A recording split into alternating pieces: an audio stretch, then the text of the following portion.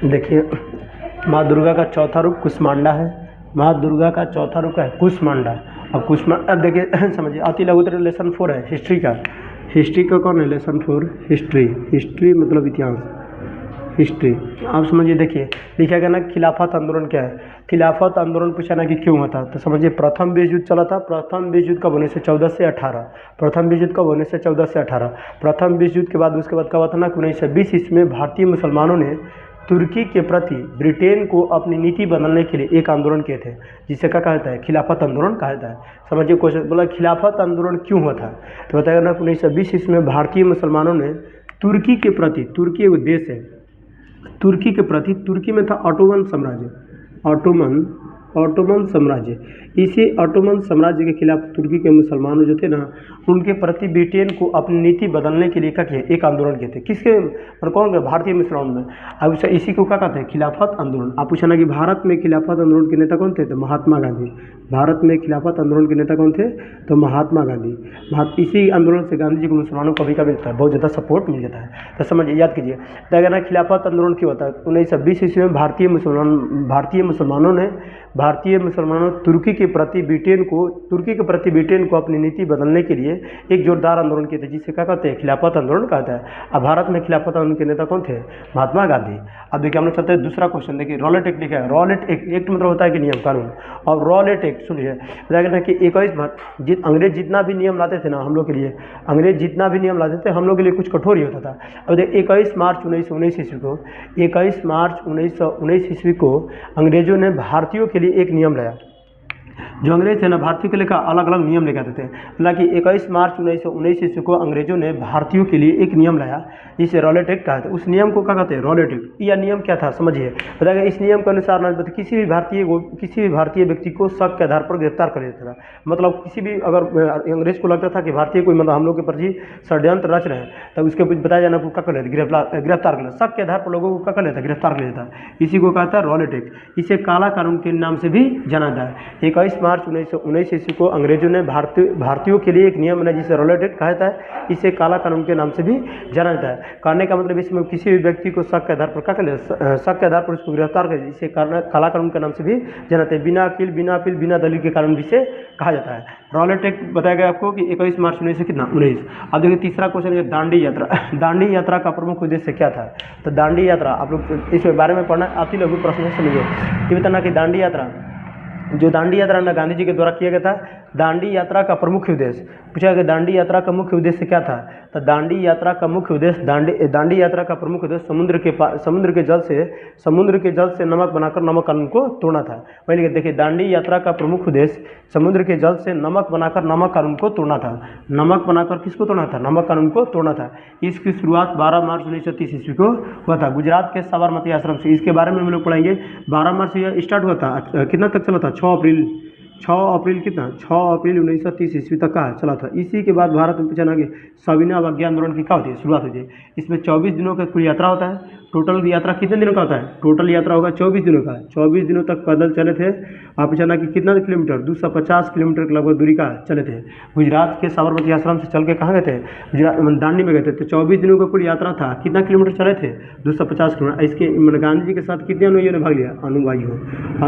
78 अनुयायी के इसमें भाग लिए थे। तो दांडी यात्रा का प्रमुख उद्देश्य समुद्र के जल से नमक बनाकर नमक कानून को तोड़ना था। इसकी शुरुआत 12 मार्च 1930 ईस्वी को दांडी यात्रा की क्या हुई? शुरुआत है। दांडी यात्रा के बाद जस्ट कौन आंदोलन था? सविनय अवज्ञा आंदोलन। दांडी यात्रा कितने दिन तक चला था? तो 24 दिन। कितना दूरी तय किया था? 250 किलोमीटर। और कितने अनुयायियों ने भाग लिया था? तो 78 अनुयायियों ने कहा। गांधी जी को जो कितना 79 हो जाएगा। आप समझिए, एक चीज समझ में आएगा, खिलाफत आंदोलन 1920 ईस्वी में भारतीय मुसलमानों ने तुर्की के प्रति ब्रिटेन को एक अपनी नीति बदलने के लिए क्या कहते हैं? आंदोलन किए थे, जोरदार आंदोलन, जिसे क्या कहते हैं? खिलाफत आंदोलन। खिलाफत आंदोलन के भारत में नेता कौन थे? महात्मा गांधी। रॉलेट एक्ट क्या? 21 मार्च 1919 ईस्वी को अंग्रेजों ने भारतीयों के प्रति एक नियम लाया जिसे क्या कहते हैं रॉलेट एक्ट। इसमें किसी भी व्यक्ति को शक के आधार पर गिरफ्तार कर लेता है, इसे काला कानून के नाम से भी जाना जाता है। इसे बिना अपील बिना दलील के कानून के नाम से भी जनता। रॉलेट एक्ट के तहत गिरफ्तार होने प्रथम कौन तो डॉक्टर सैफुद्दीन किचलू और कौन थे शमसुद्दीन। पूछना कि डॉक्टर सैफुद्दीन किचलू थे और डॉक्टर सतपाल थे। डॉक्टर सतपाल और पूछना कि डॉक्टर सैफुद्दीन कौन थे किचलू। अब पूछना कि इसमें बताया गया दांडी यात्रा का प्रमुख उद्देश्य। दांडी यात्रा का प्रमुख उद्देश्य समुद्र के जल से नमक बनाकर नमक कानून को तोड़ना था। इसकी शुरुआत 12 मार्च 1930 को गुजरात के साबरमती आश्रम से हुआ था। दांडी यात्रा कुल कितने दिन तक चला था? 24 दिनों तक। कुल कितने दूरी तय किए थे? 250। इसमें गांधी जी के साथ कितने अनुयायी ने भाग लिया था? 78 अनुयायी ने भाग लिया था। इधर हम लोग समझते हैं क्वेश्चन नंबर 4। इधर आपको दिखाएंगे एक बार।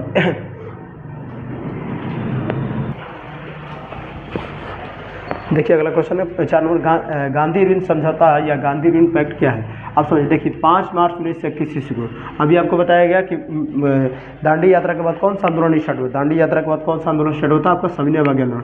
तो सविनय अवज्ञा आंदोलन इस तरह से व्यापक हो गया था, इतना व्यापक स्तर में फैल चुका था कि भारतीय सभी अंग्रेज जो थे उनका परेशान हो चुके थे। तो 5 मार्च 1931 को पूछना कि 5 मार्च 1931 जिससे सविनय अवज्ञा आंदोलन की व्यापकता मतलब बहुत अधिक इसका प्रसार हो गया था।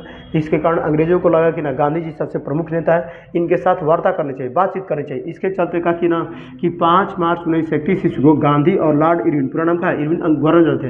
5 मार्च 1931 को गांधी और इरविन के बीच एक समझौता हुआ, जिसे गांधी इरविन समझौता के नाम से जाना था। यह दिल्ली में हुआ था, इसलिए से कहा दिल्ली समझौता के नाम से भी जाना था। इसमें 11 सूत्री कार्यक्रम 11 सूत्री योजनाओं का रखा गया था। किसके साथ, किनके सामने रखा गया था? इरविन के सामने। कहने का 11 योजना को लेकर मतलब गांधी जी गए थे किनके सामने? गांधी इरविन समझौता। 5 मार्च 1931 को गांधी और इरविन के बीच एक समझौता हुआ, जिसे गांधी इरविन समझौता के नाम से जाना जाता है। यह दिल्ली में हुआ था, इसलिए से दिल्ली समझौता के नाम से। इसमें गांधी जी ने कितने योजनाओं को मतलब कितने सूत्री कार्यक्रम को मैंने प्रस्तुत किए थे? 11 सूत्री। ऑब्जेक्टिव पूछा जाएगा गांधी इरविन समझौता क्या है? तो 5 मार्च 1931 को गांधी और इरविन के बीच में एक समझौता हुआ, जिसे गांधी इरविन समझौता कहा जाता है। अब चना कि दिल्ली में हुआ था, इसलिए से दिल्ली समझौता के नाम से भी जाना था। इसमें गांधी जी ने कुल कितने मैंने सूत्री कार्यक्रम को रखा था? 11 सूत्री। अब देखिए लास्ट क्वेश्चन, चंपारण सत्याग्रह क्या है? चंपारण सत्याग्रह पूछना कि चंपारण कहाँ है? तो बिहार के एगो जिला कौन? पश्चिमी चंपारण। आप समझिए। पूछना कि पश्चिमी 1917 ईस्वी में गांधी। अब पूछना कि चंपारण सत्याग्रह का आंदोलन का नेतृत्व किसने किया था? महात्मा गांधी। अब बिहार के एक नेता थे कौन? बिहार के एक नेता थे राजकुमार शुक्ल। राजकुमार कौन थे? शुक्ल। राजकुमार शुक्ल, जिन्होंने क्या किया? गांधी जी को लखनऊ अधिवेशन 1916 ईस्वी में गांधी जी को निमंत्रण दिया था ना कि बिहार में आप आइए, अब बिहार में नील की खेती के खिलाफ किसानों के बारे में तो उसके बारे में बताइए। आप समझिए 1917 ईस्वी में पूछा ना कि महात्मा गांधी ने बिहार के पश्चिमी चंपारण, बिहार के कौन? पश्चिमी चंपारण, बिहार के पश्चिमी चंपारण में नील की खेती के खिलाफ, नील की खेती इसी को क्या कहते हैं? 3 कठिया व्यवस्था। एक बीघा में होता है कितना? 20 काठा। एक बीघा में कितना? 20 काठा होता है। 20 काठा में से देखिए एक बीघा में कितना होता है? 20 काठा। अब 20 काठा में से 3 काठा पर आपको नील की खेती करना ही है। अंग्रेजों ने क्या किया था? बाध्य किया था। और नील की खेती एक प्रकार की ऐसी खेती होती है जिसकी जड़ें बहुत जमीन के अंदर तक चली जाती थी। अब जाना कि उसको बहुत ज़्यादा मिट्टी को क्या बनाती थी? बंजर बनाती, इसलिए कोई भी किसान नील की खेती करना नहीं चाहते थे। पर फिर भी 1917 ईस्वी में महात्मा गांधी ने बिहार के पश्चिमी चंपारण में नील की खेती के खिलाफ यानी कि 3 कठिया व्यवस्था के खिलाफ एक आंदोलन किए थे, जिसे क्या कहते हैं? जिसे चंपारण सत्याग्रह कहा जाता है। इसकी शुरुआत करने वाला कौन थे? इसकी शुरुआत करने वाले महात्मा गांधी थे। अब चलो उस समय चंपारण सत्याग्रह के बिहार के नेता कौन थे? तो बिहार के नेता कौन थे? राजकुमार शुक्ल। राजकुमार शुक्ल का बिहार के प्रमुख नेता, जिन्होंने गांधी जी को कहा यहाँ आने के लिए निमंत्रण दिए थे। 5 क्वेश्चन था। अगला क्वेश्चन हम लोग पढ़ेंगे